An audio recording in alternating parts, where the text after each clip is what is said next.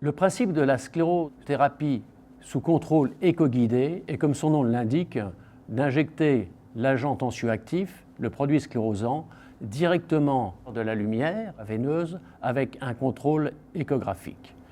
À l'époque, avant cette technique, l'injection se faisait uniquement sous contrôle digital. Cette technique de sclérose éco-guidée, nous l'avions développée il y a maintenant plus de 30 ans, en collaboration avec Robert Naik aux États-Unis, ce qui permettait d'éviter les injections extraveineuses et même des injections intra-artérielles qui, dans certains cas, ont été à l'origine de nécrose, voire même d'amputation de membres. Et depuis que cette technique a été développée partout en France et dans le monde entier, ces accidents gravissimes ont pu être évités.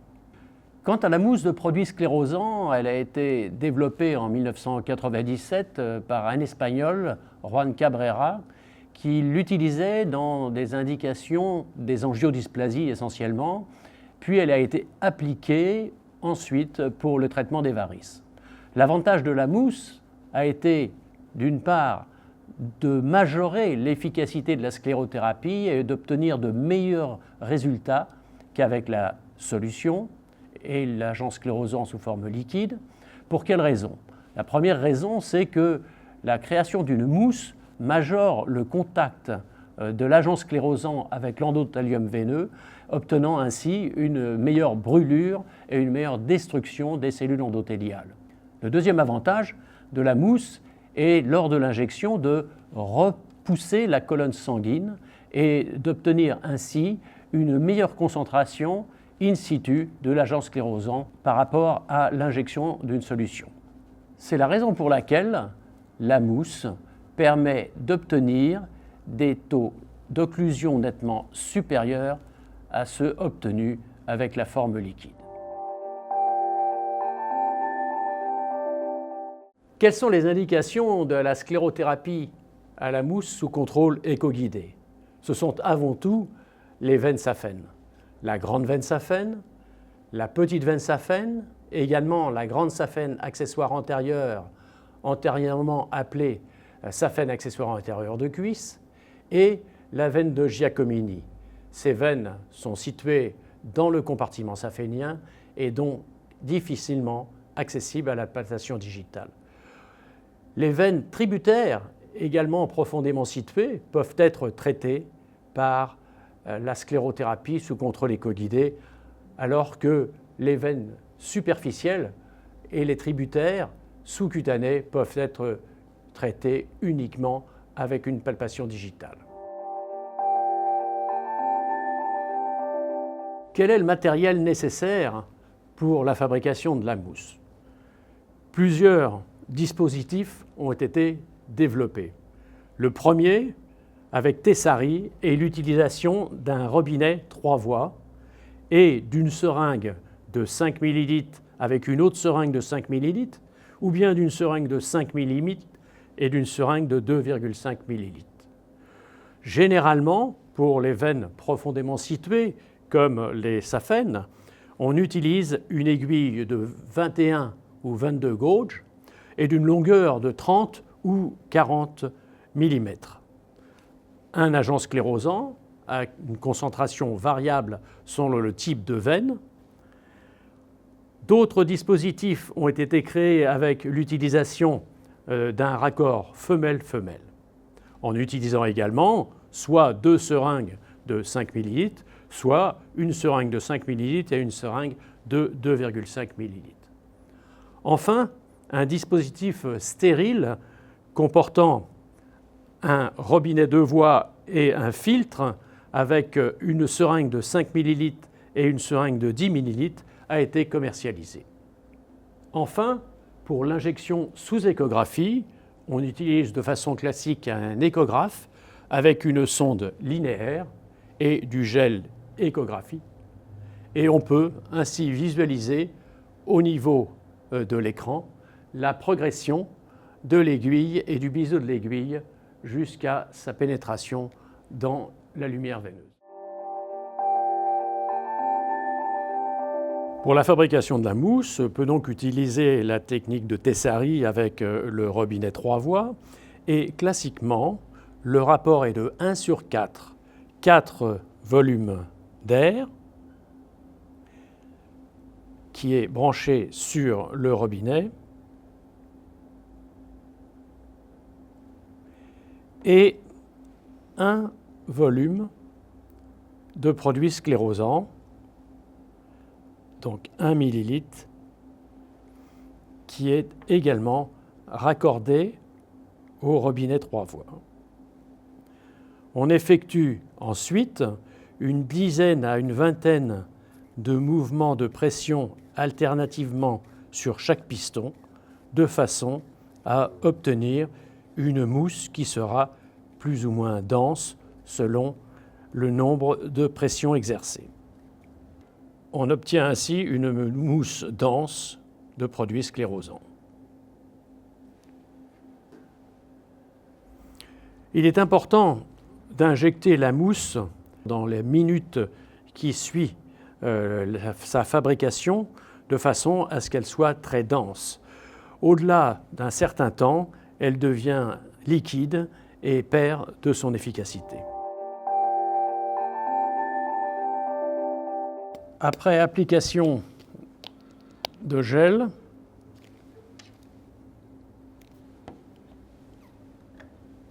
la veine sera repérée à l'échographie, avant tout en coupe transversale.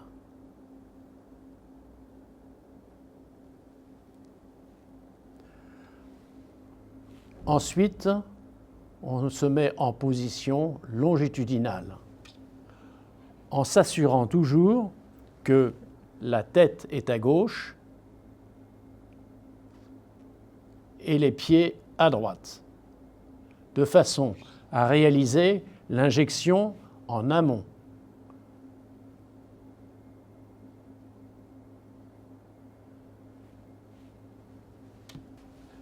Une fois la veine bien repérée, on s'assure avec le codage couleur de l'absence de toute artérielle qui peut être accolée à la paroi de la veine ou bien un peu en périphérie.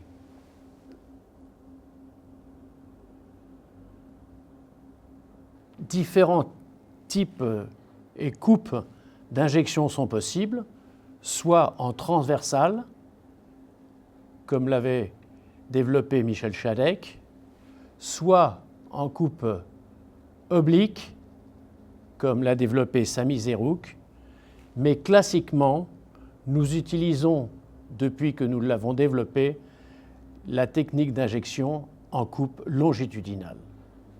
Une fois la veine bien repérée en coupe longitudinale, l'opérateur assis est bien installé, la peau est désinfectée.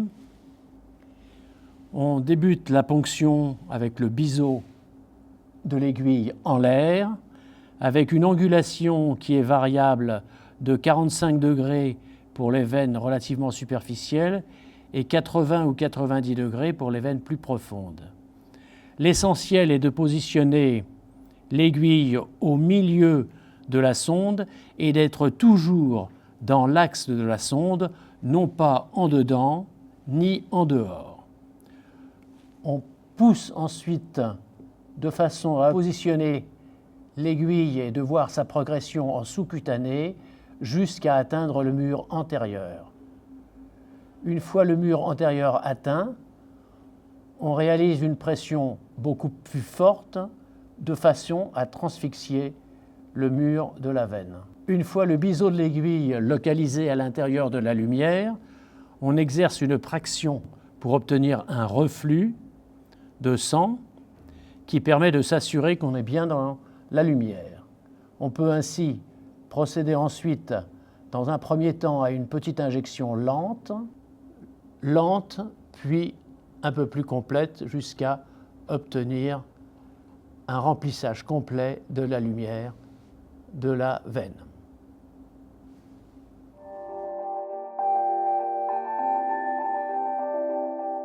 Avec la sclérothérapie éco-guidée, quelles sont les erreurs à ne pas commettre? Avant tout, il est essentiel de bien visualiser le biseau de l'aiguille à l'intérieur de la lumière veineuse avant toute injection. La deuxième chose, surtout, c'est de repérer au codage couleur l'existence éventuelle d'une artériole qui peut être accolée à la paroi veineuse, comme c'est le cas avec l'artère petite saphène. La troisième chose fondamentale est, lors de l'injection, d'obtenir un reflux de sang dans la seringue. Car même si vous observez le biseau de l'aiguille sur l'écran de l'échographie à l'intérieur de la lumière, il peut simplement y avoir une dépression du mur antérieur de la paroi de la veine par le biseau de l'aiguille qui n'a pas transfixié le mur antérieur, et dans ce cas, il risque d'y avoir une injection extraveineuse. L'illustration de cette injection extraveineuse est l'apparition d'un nuage floconneux tout autour de la zone d'injection en périveineux. Et dans ce cas, il faut immédiatement stopper l'injection, raison pour laquelle l'injection doit toujours commencer très lentement et poursuivie plus rapidement si on aperçoit le passage de la mousse dans la lumière.